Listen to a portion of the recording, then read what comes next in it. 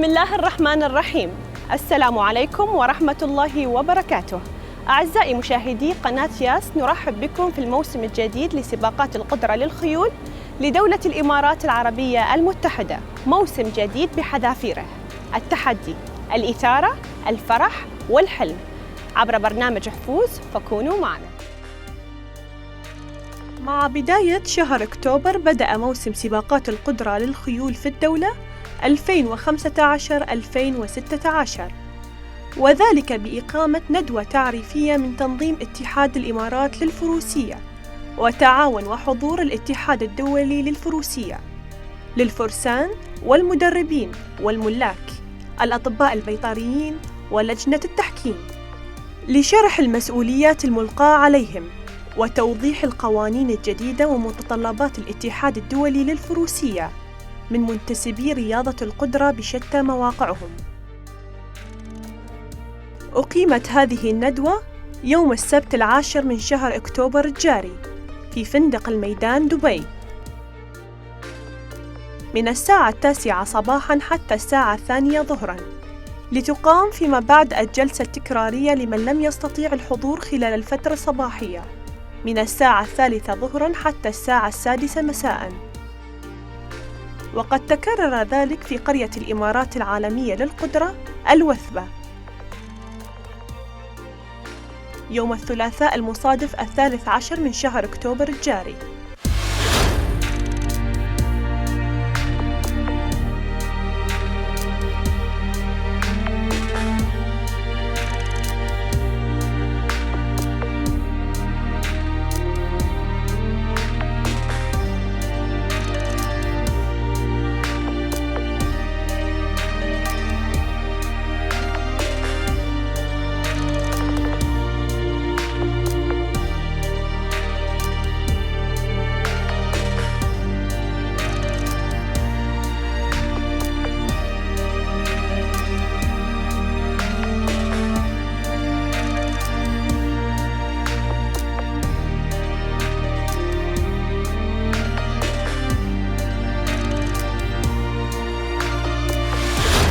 حضر هذا الاجتماع كل من فيصل العلي الأمين العام المساعد لاتحاد الإمارات للفروسية، والدور اللي عليكم إن شاء الله الموسم هذا بيكون دور كبير منكم مطلوب، ومحمد عيسى العضب المدير العام لنادي دبي للفروسية. تكلموا عن المشاكل اللي أنتم تعانون منها. ومن الاتحاد الدولي للفروسية مانويل ديميلو رئيس القدرة في الاتحاد الدولي للفروسية. One and two star, there's no minimum weight. ودكتور ويليام راين مستشار البيطرة باتحاد الإمارات للفروسية، بالإضافة إلى حضور غفير يساوي تقريباً 1000 شخص ما بين الفرسان والفارسات والمدربين والملاك من مختلف اسطبلات القدرة بالدولة. ومن الجميل ملاحظة حضور الجيل الجديد لرياضة القدرة في هذه الندوة أيضاً. ابتدأ المؤتمر بكلمة من فيصل العلي الأمين العام المساعد لاتحاد الإمارات للفروسية، الذي تكلم عن سلامة الخيل أولاً horse welfare، وهذا بالتأكيد غاية الجميع في هذه الرياضة. ثم جاء حديثه عن لزوم التجاوب من قبل الفرسان والمدربين مع الحكام والقوانين، مما يرجع بالنفع للجميع في نهاية اليوم. وفي نهاية حديثه عبر عن تفاؤله بهذا الكم من الحضور وبإمكانياتهم بأن يكونوا على قدر من المسؤولية.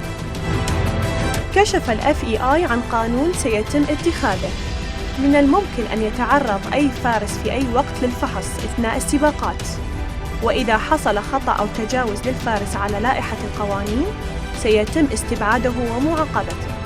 وهذا الشيء سيحصل أيضاً أثناء السباقات المحلية التي لا تتضمن إشراف الاتحاد الدولي للفروسية، وذلك لأن قوانين الاتحاد الإماراتي للفروسية تعكس قوانين الاتحاد الدولي للفروسية. وهنا نستذكر ما قاله السيد محمد العضب مدير نادي دبي للفروسية في سباق جميلة الموسم الماضي، عندما سألناه عن مجموعة القوانين المتبعة أثناء السباقات المحلية. للتوضيح، نحن سباقاتنا اللي تقام في دولة الإمارات العربية المتحدة هي سباقات محلية، ولكن حسب أنظمة ولوائح وقوانين الاتحاد الدولي للفروسية. الهدف من هذا الأمر أن نحن نوحد المتطلبات الخاصة بالسباقات، سواء كانت سباقات محلية أو كانت سباقات دولية، بمعنى أن ليس الهدف أن نحن نسوي سباقات محلية أن نحن نتهرب من الاشتراطات الخاصة بالاتحاد الدولي.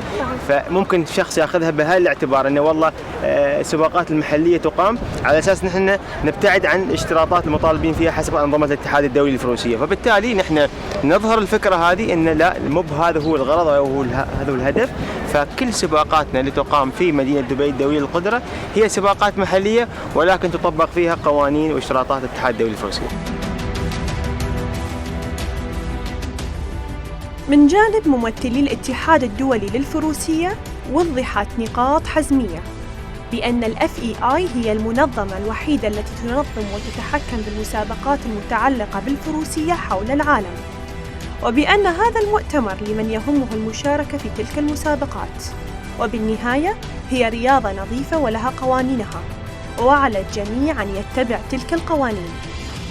لوحظ خلال هذه الندوة نقاش حار جداً بين الجمهور والاتحاد الدولي للفروسية لعدة أسباب، فالتغيير لا يجلب الرضا في كل الأحيان، بالإضافة إلى التساؤلات الكثيرة من قبل جمهور القدرة لمن هو مسؤول عن تلك القوانين. جاء في بداية فقرة الأسئلة والنقاش بين جمهور القدرة والاتحاد الدولي للفروسية سؤال المدرب سلطان المرزوقي عن موضوع اللجام وقياساته، فكيف له أن يحدد القياس المناسب للاستخدام أثناء السباق إذا لم يتم تحديد هذا القياس من قبل الاتحاد الدولي للفروسية؟ When you're talking about the rain fast shouldn't be long. Okay, how long do you have to use it? And there is no measurement for this in the FEI rules. I don't know what you mean by it shouldn't be long. How long I have to use it? Okay, if you have it long enough, you can whip him in the backside like this. Then too long. This is if still you are holding him. My like friend, this, we are talking about rules. No. Rules is there is measurement and there is size. Yeah, I agree. But in principle, we're talking about abuse of the horse. We're not talking about the long range. Yeah, also in flat race they are whipping the horses, and it's not abuse. And so the people all know if they are abusing the horse or if they're not abusing the horse. So I think it's arbitrary discussion to talk about 20 centimeters or 40 centimeters or 100 centimeters. Don't worry about that. If you are over encouraging the horse, it is not correct. So who can say this is okay or this is no? This is what we have some problem with. I understand that. I agree with you. I agree with you. And the difficulty is going to be that there are stewards and judges who will be making this decision. I'm not in a position to make this decision.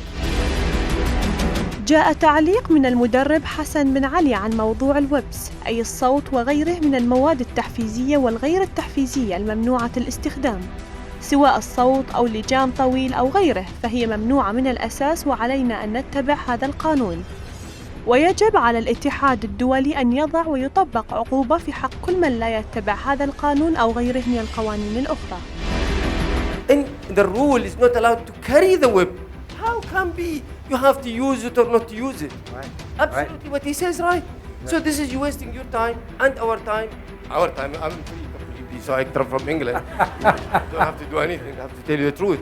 But this is wasting time, Dr. Duat. Everybody know this. Everybody love at situation. Yeah, boy, here you need punishment. Right. No punishment, nobody care. Thank you. وهذا بالفعل ما ينوي القانون تطبيقه ابتداء من الموسم الحالي.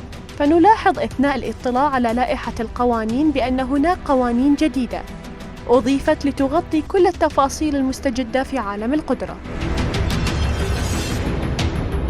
أثيرت أثناء الجلسة نقطة بين الفارس فؤاد الشحي وممثل الاتحاد الدولي مع الحكم الدولي أحمد الحمادي بقانون تم التعارف عليه بأنه عندما يوجه الفارس بفحص خيله عند خط أي طبيب وكانت هناك مصلحة مشتركة بين الطبيب والفارس، فعلى الحكم أن يوجه الفارس بتغيير خطه. أما ممثل الاتحاد الدولي فقد صرح بعكس ذلك، بأنه على الفارس أن يتجه إلى أي خط يشير له جهاز الكمبيوتر حتى إن كانت هناك مصلحة مشتركة، وبذلك حصل سوء فهم بين ما هو الصح وما هو الخطأ. But the thing about it is, it's not your decision. It's a judge's decision whether to put you in that line or not. So if the computer puts you in that line, then you must go in that line. Now you are saying you will go. But we're also arguing about something that's not important right at the moment. So let's move on. Because I am a judge. You are giving him approve now. You are saying that he can go. I'm a judge tomorrow in the line. When I told him that you need to go, he will tell you, no, Ahmed, you are wrong. Because the FBI, they told me that you can go. If I told them don't go, no, Ahmed, you don't know. You are weak. this is the problem. This is the judge's problem. This is the judge's problem. So, Ahmed, let me. You are misdirect them now. You are misdirect them. الآن إذا الكمبيوتر أعطى الخط قالوا على خط 2 الدكتور الموجود مثلا بيشتغل عندي في الخط 2 الآن الحكم ممكن يطلب من الدكتور لا تفحص يجيب دكتور ثاني يحطه في الخط ممكن الحكم يطلب منه هو راح على الخط 2 الآن ممكن يروح يطلب منه على الخط ثاني والوقت ينحسب له وقت ما راح يروح عليه. I agree to you now, but he's not saying this. He said no, you can't go to that. You go to that line, then the judge will decide whether to change the vet, to change the line. It will be the judge who will decide this. ثم طرح المدرب محمد السبوسي نقطة راودت أذهان معظم المدربين والفرسان عن اختلاف قوانين قرى القدرة في دولة الإمارات، مما يضع المشاركين بعدم جاهزية تامة لكل المتطلبات. عن الخيل ما في شخص هنا متواجد كفو يأذي خيل وما يختلف عليها اثنين. ضعيف النفس هو اللي بيأذي الخيل، والناس اللي جاي من FEI لازم يعرفون هالشيء. ما في مدرب ما في رايدر بيأذي خيله حسب المركز الأول أو حسب المركز الثاني. ومن جهته عبر السيد محمد العضب مدير نادي دبي للفروسية بأن اختلاف القوانين ليس بالأمر الجيد، والأفضل أن تكون لجنة قوية ممثلة من اللجان التي تنظم الثلاث قرى في الدولة لتوحيد القوانين بينها. وثم أضاف بأن المشكلة ليست في كمية القوانين التي توضع، بل بعملية تطبيق القوانين. It's very important. I just I'm agreeing with what you said, Mr. Manuel, that we need the UAE Federation to put a kind of rules that can be applied in both areas, Dubai, Al-Wathba, and the. الكثير من المشاكل والصعوبات تمت مناقشتها خلال هذه الجلسة، بالإضافة إلى طرح القوانين المستجدة، كتصريح الاتحاد الدولي بأن الفارس هو المسؤول والملام الأول لأي خطأ يحدث لخيله، وسيعاقب على ذلك. ولكن في بعض الأحيان ممكن أن تمتد العقوبة للمدرب والطبيب والسايس إذا تم التعرف على المسؤول عن الخطأ، وهذا ما ولد استغراب من الفرسان الحاضرين. وأيضاً قانون النقاط الجديد، لكل من المدرب 500 نقطة والفارس 100 نقطة. إذا وصل أي منهما لهذا العدد من النقاط سيتم إيقافه لمدة 2 شهر. حينها أعربت الفارسة أسماء قاسم عن عدم كفاية هذا الكم من النقاط. 100 points are not enough. Not enough? No, it's not enough.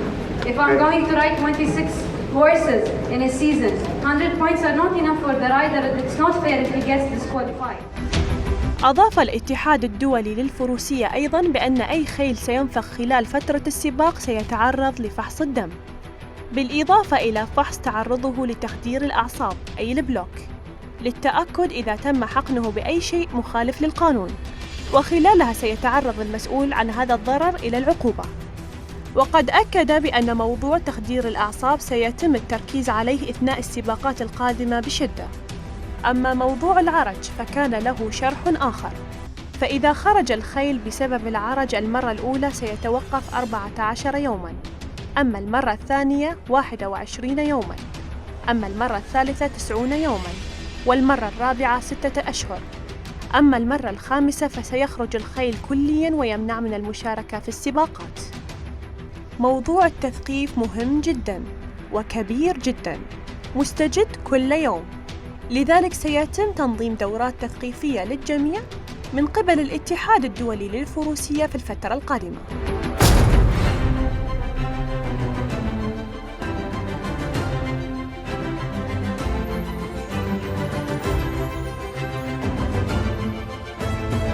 هنا انتهت الجلسة، وجاء حديثنا مع الفرسان والفارسات لاستعراض آرائهم.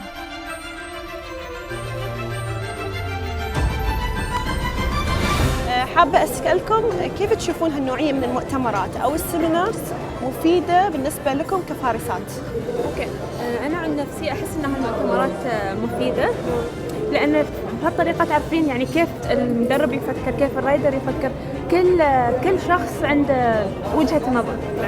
فهالشيء حلو ان تشاركينا انت ويا اللي جالسين ويا الباجين يعني الموجودين، وفي النهايه يعني يتوصلون لحل هالمشكله، وفي النهايه يعني يرضون جميع الفرسان. تحسون ان تتلاقون قبل بدء المسابقات وقبل الريل تايم يعني ناخذ فكره يعني. طيب من مكانكم كفارسات وعلى الخيل تواجهون اي مشاكل سواء داخل الدوله او خارج الدوله؟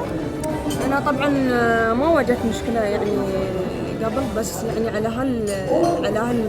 القوانين الجديده فاكيد بنواجه صعوبه، خاصه في قانون انهم بيخفون الماي، بيخفون يعني النقاط، بس يعني بيعطون ماي في نقاط معينه يعني شراء سيستم اوروبا.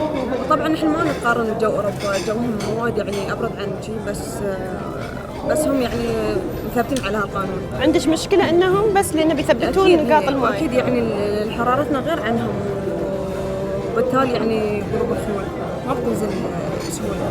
نعم، وان شاء الله انت بعدش ما تعرفين اذا بيطبقوا ولا لا، بس تتمنين انه ما يطبق ان شاء الله عاد على طيب، وبالنسبه للهند عندك اي مشكله تواجهينها خلال السباقات؟ لا، نفس المشكله. الجو ما يساعد انه يسوون بوينتس بس. تمام. طيب لازم يكون يعني يزيدون عدد الكرو، بالعكس المفروض اصلا يزيدون مو بانه يقلون.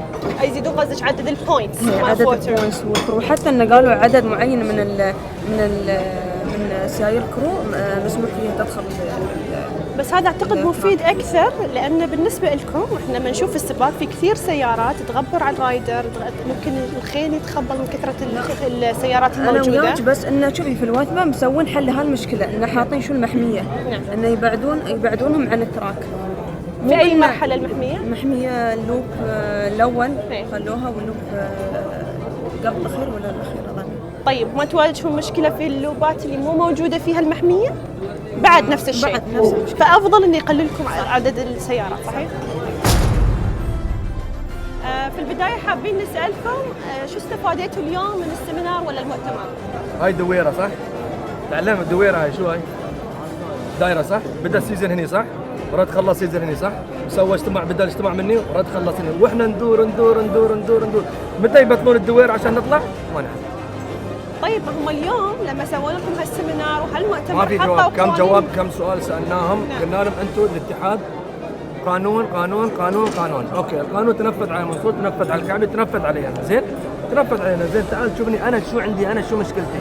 انا كرايدر شو اواجه؟ اليوم انا وزني، طبعا ما بقول وزني، زين؟ وزني انا 70 انا متاكد وزنك 70؟ انا 70 تحت ال 70 فوق 70، كم وزنك؟ 65. الحين هو ركب 65 وانا ركبت 70، منو لازم منا اللي يسمونه؟ والسباق 70. الافضليه لمن السباق 70. وزنه كم؟ 65. زين لازم يرفع وزنه لين كم؟ 5 كيلوات. 5 كيلوات زياده. زين هو فحص وعنده 5 كيلوات مال زياده وداش السباق بال5 كيلوات، من وين يابا؟ الحين بغينا يكون الوزن محدد حق كل الريسات، ما في وزن والله في الوثبه مطلوب 60 بالرايدر، الرايدر يعني روحه 60 كيلو. طيب. وفي دبي يقولون لنا والله لا 70 مع السرج، او في ريسات ودي ب 75 مع السرج. طيب. يكون كل الريسات على وزن واحد عشان نعرف شو اللي لنا شو اللي علينا. تعال سوي لي وزن 60 يوم وليله، انا بصير بقص عمري، بقص يدي، شو بقص عشان اوصل ل 60؟ انت ظلمتني انا كرايدر الحين، انا الحين لو تحطيني انا وتحطيني 65 ولا 60، يا ليش اركب؟ ليش متعب عمري ناشي الصبح شال خيلي وساير ابو ظبي، انا 70 واللي راكب وياي زين 60 ولا 50 ولا 60، زين انا شو بسوي به؟ طيب توافقون عبد العزيز الرضا الراي ان المفروض كل سباق في كاتيجوريز، يعني اللي وزنهم 60 يسابقون ويا بعض، اللي وزنهم 70 يسابقون ويا بعض، اللي وزنهم هذه لا؟ الحين انا جيت افحص عند دكتور قال لنا الخيل في شك نليم، يطلب بنان انه هي لجنه يجيبون اثنين فخلاص انا ما عندي شانس لان هذا اوريدي حاط لي انه حاط الفكره خلاص انه ليم. ليم حصانه. لازم انه يبون لنا واحد زياده يعني انهم يكون ثلاثه ما شافوا حاله عرفتي؟ يقول لك الحين عندي الحين لما نيجي عند البنت دكتوره واحده بحصادنا زين دكتوره شو اسمها؟ رباب ايه فحصتنا هي خلصت قالت حصانك ليم. ليش ليم؟ صبر اقول لك بلن صار البلن زقدك دكتور رضا ولا دكتور محمد وهي الثالثه. اي نعم. انزين هي اوريدي راح تحط شو؟ اكس. قام واحد منهم حط اكس هذا حط حصاني اوت مع شو؟ مع الدكتوره اللي اول شيء كانت موجوده. يعني انا هذا حط لي اكس استبعد هذا يجيب لي ثلاثه جداد ما يعرفون الحصان سووا لي ترد. بس اثنين قالوا لي اوكي واحد لا انا عندي تشانس روحت انا. مو بان انت تسوي لي تعطيني انت اوريدي عطتني اوت بتغيرين رايد في البلد. نحن نتمنى ان من اول ما بدينا يعني القطره انا من 2003 ركبنا نفس القوانين لحد الحين. فما في قوانين اتطورت لحد الحين ونحن نتمنى انه يعني يعطونا لو كل فارس يعطونا ورقه يكتب شو اقتراحه عنده اقتراح شيء يشوفون سمعونا تعالوا سمعونا. نقترح انه يحطون كل رايدر يحط في لسته معينه الاشياء اللي يحتاجها وبعدين يحطون لجنه تجاوب الاسئله. لما يقول لي هو لا تضرب الحصان ولا تعطيه مناش زين انا ما ادرب الحصان وانا ما اعرف الدكتور اللي يتعامل الحصان لو الحصان فيه شيء. طيب انت لما قالوا موضوع ان الفارس يتحمل كل شيء زين احنا ضد هالشيء شو عرفنا احنا ليه نركب؟ المفروض في اتفاق بينك وبين الترينر ولا بين المالك انه ما يستوي هالموضوع ولا انا ما بركب. اليوم قلنا حق الFEI قلنا لهم والله شو ذنب الفارس يا شيخ؟ قالوا لا قانون زين الفارس يتحمل كل شيء. زين تعال ليش؟ انا مو انا اللي ادرب مو انا الدكتور يعني انا مهمتي اني اركب الخيل ادي اللي علي اكمل وجه. نعم. ما يخصنا انا شو اللي في بطن الخيل. فالمفروض منو يتحاسب على هالموضوع؟ المدرب كم.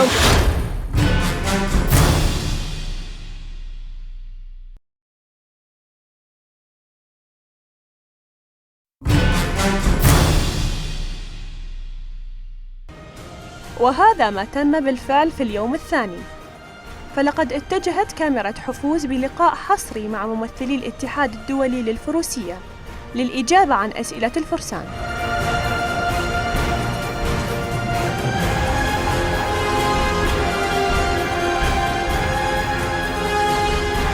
At first, I would like to welcome you with us through Hafuz show, and I have some questions that the riders, nation riders, were asking us to ask you.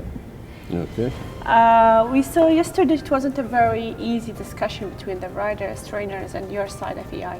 So they were asking why is the rider number one responsible for any fault that's happening with the horse?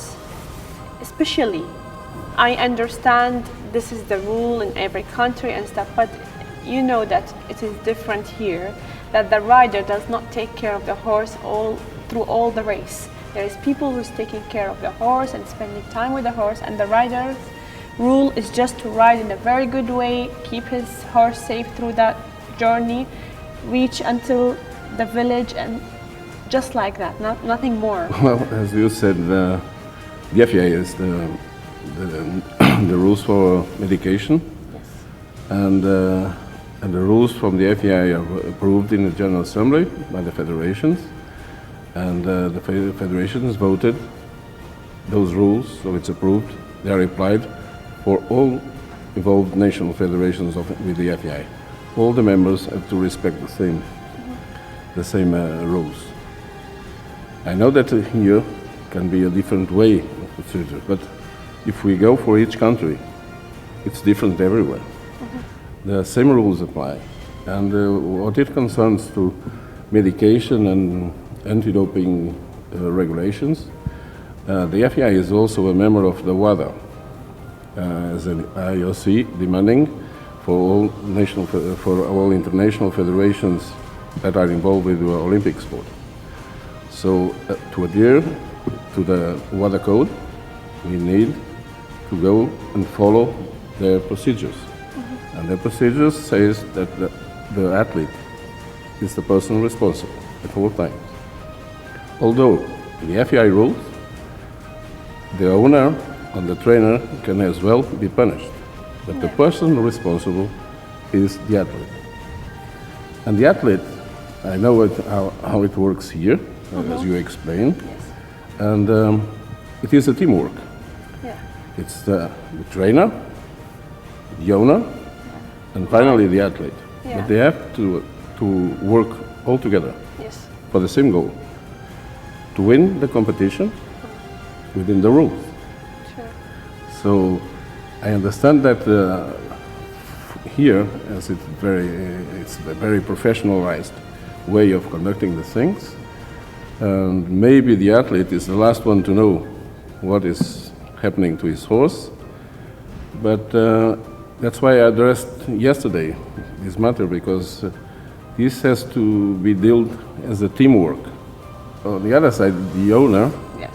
which maybe ultimately is the one that takes decisions upon the training of the horse, knows that he cannot put in danger his rider. True. As well as he can be punished as well.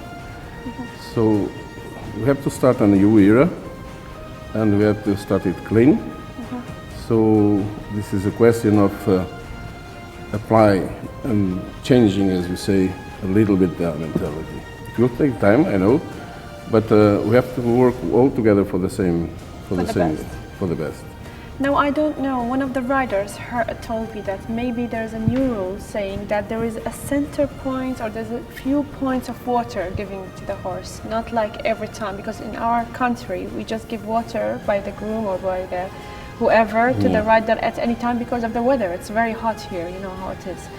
But I heard that there is a new rule by the FEI, there's that water will not be given all the time. Is that right or no? That's not a new rule, that's an old rule. That is not been complying here in the It wasn't in done the UAE. here, yes. Because of the weather, it's really because hot of the weather, here. and we understand it. Yes.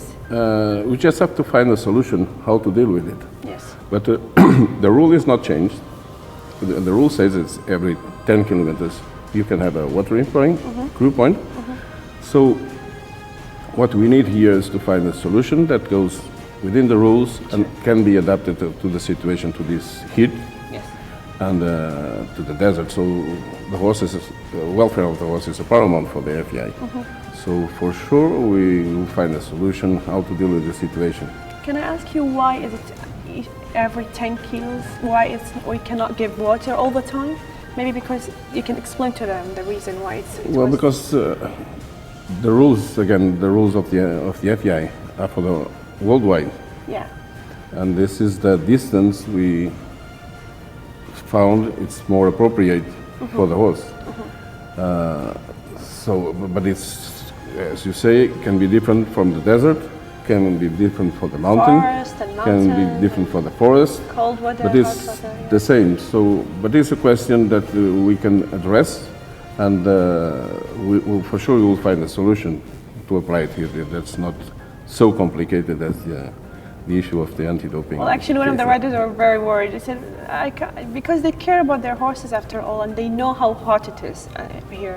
It gets really hot. So she says, this is for the welfare of the horse after all, giving the water. We are aware of the situation and conscious of it. So I'm sure we'll something that can fit the needs of the region. Yes. And also the regulations of the FEI. Perfect. Now, the last thing is, what did you come out from the conference or the seminar yesterday between the riders, trainers, and the FEI? The outcome for me was excellent. Okay. Excellent. The main goal of this education process that we agreed with the EF, and it goes along for the athletes, the trainers, the grooms, the officials, the stewards, vets, and everything is being organized this week. Also, we'll have meetings with the organizing committees to sort it out some issues. And the outcome is that, for me, the most the essential one is that we had the chance to talk each other face to face. Face to face. Yes. I had the chance to put out the issues of the FEI. They had the chance to discuss them. They had the chance to know the people personally, which I think is very important, because you have to know what is the character of the other side. So I think we did establish a beginning of a good process for communication between ourselves. So the problems were set by the riders and trainers. Will you carry you to the FEI and some of maybe the points I will carry out, and for sure we'll find solutions. Some of them are more difficult, but I took on board all the discussion from yesterday, and we'll find solutions. I will meet again with the EEF, so we'll address those matters, so that you can be sure. Inshallah. Now my very last question is, since I think you agree with me, UAE is the first country that's supporting this sport, like with the amount of riders, trainers, the money given, all the support. Will some of the laws or whatever it's put in by the FEI be changed according to what UAE need through their culture, their claim, everything, or that's not included? The FEI works for it's a worldwide institution. For sure. But So, you know, from a country to another is different. This is like the first country that's supporting such a sport. In every discipline, there's regulations. Yes. And all of those regulations are principles for the discipline as a rule. And we have it's a worldwide rule. So, for instance, we cannot address matters just for the UAE. Or No, for not the just region, for the or UAE, maybe, for the but region. you just listen to them. Maybe But we have that that I believe we have to address is there are problems here that need to be addressed, and for sure we will have solutions. I cannot say if we are going to change the rules or not, because a rule change needs to be approved in the General Assembly and needs to be approved by 133 federations. So I cannot assure that, but as I said, what I can assure is that we will address these problems that were raised yesterday. What's an endurance course? If I ask this question in Canada, would I get a different answer to here?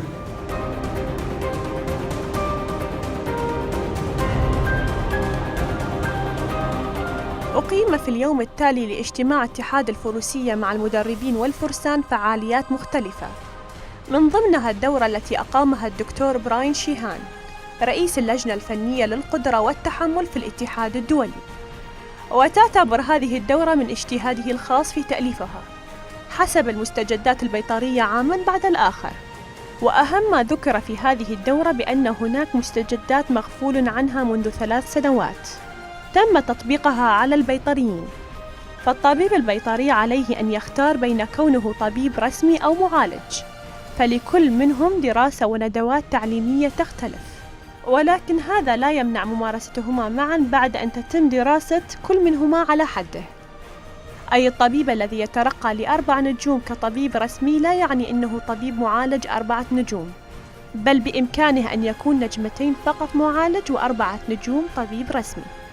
وأيضاً أضاف الدكتور براين بأنه يمنع القانون إعطاء الفلويد للخيل قبل بدء المسابقة ب12 ساعة، وبإيجاب إعطاء الخيول كافة لقاح ضد أسوأ الأمراض، مرض السترانجلز أي المرض الخناق الذي يستطيع الانتقال إلى الإنسان أيضاً، ويعتبر هذا اللقاح رخيص الثمن مقارنة بما يحميه.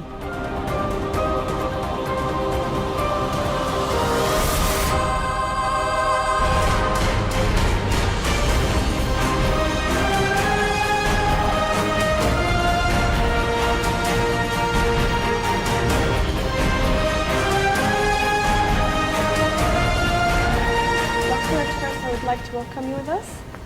Thank you very much. And I want first to know how useful is the course you gave today for vets, from your point of view, of course.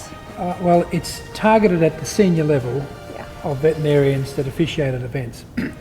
We're looking at 3-star, 4-star, and we're also looking at presidents of the Veterinary Commission, and we're looking at foreign veterinary delegates. So these are the senior members. So what we're giving them is the ammunition or the support, we'd say, for them to go out and do their job properly.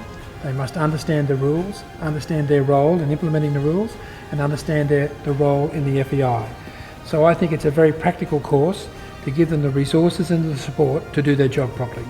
Do you usually give this course yearly, or this is the first time you give it here? No, it's not the first time. I came here a number of years ago and gave this course. I wrote the course, so it's my job to update it. One of the best ways to find out if your course is good or not is to deliver it to a group of people, of experienced endurance people like here. These are very experienced, and they're at the front line of the sport, and they know the issues that are worrying them. So we've had a lot of questions. It's very interactive. It's a very good course so far.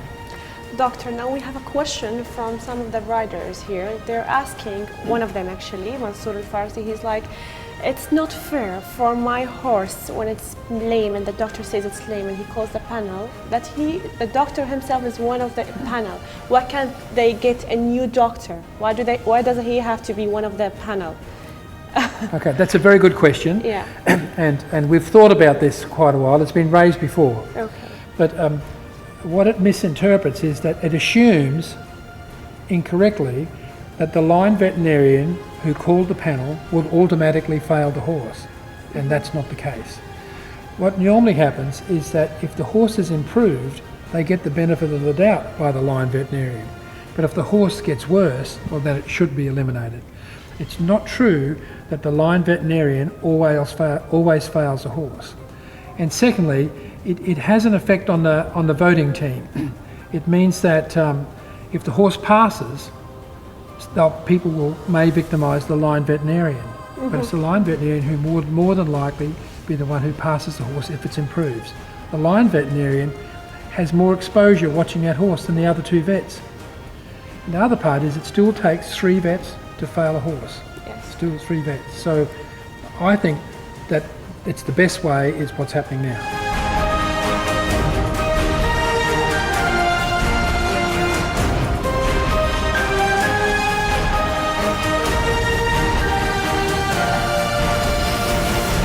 وأقيمت إثناء هذه الفعاليات دورة تعليمية بالإضافة إلى امتحان على يومين متتاليين يؤهل الحكام المحليين لينضموا إلى عائلة الاتحاد الدولي للفروسية.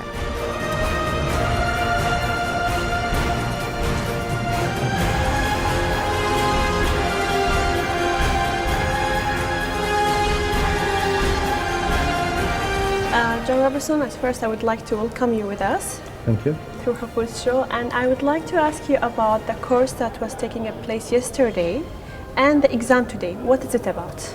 The course is a level 1 FEI judges course it's for new and up and coming judges or people who wish to become FEI endurance judges. Today was the culmination of the course and the exam questions. There is an exam at the end of it is 75 questions and the pass mark is 60, and what I've seen so far, everybody seems to have passed. These are for national judges who wish to become FEI judges.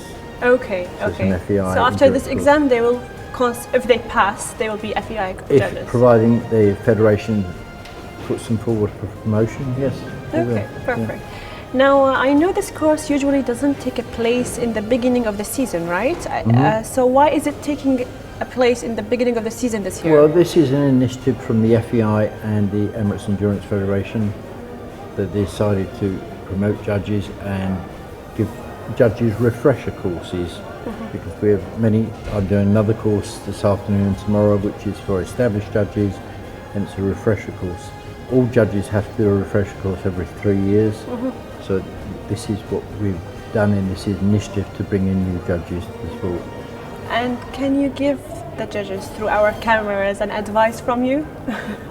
Yes, follow the rules, stick to the rules, and judges, the downfall of a lot of judges is they don't understand the rules fully, they tend to make up rules and adapt rules. This you cannot do, you have to stay with the rules, you have to learn the rules, and you're there to enforce the rules, that's why you're there. وبذلك نصل إلى ختام يومين مهمين في عالم القدرة. واجه فيه ممثلي الاتحاد الدولي للفروسية ممارسي رياضة القدرة في الدولة برعاية الاتحاد الإماراتي للفروسية، لكنها البداية فقط لموسم مثير بكل تفاصيله.